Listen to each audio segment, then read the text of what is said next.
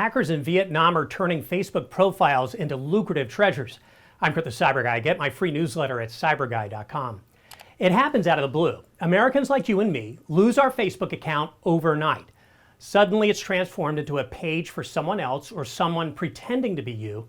Along with frustration, the emotional toll can be far more significant when you realize that precious memories like photos and videos are gone. It's a digital black market economy where accounts are traded like stocks. Old Facebook accounts are gold mines for hackers, fetching high prices on this underground platform. How are they doing this? The tactics vary.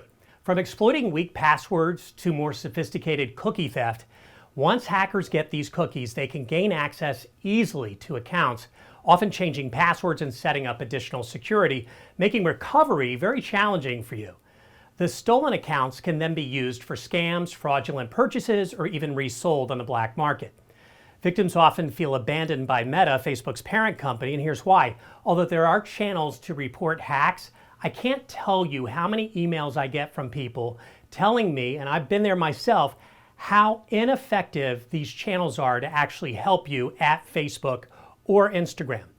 I recommend taking personal protective measures before this happens to you, and use strong passwords, two-factor authentication, and avoid suspicious links. You know, there's also an increasing call for big tech regulation to address these cyber threats. Do you think Meta should offer more meaningful support to help when your account is locked out? I do too. Learn how to lock down your privacy better at cyberguy.com, where you can also sign up for my free newsletter.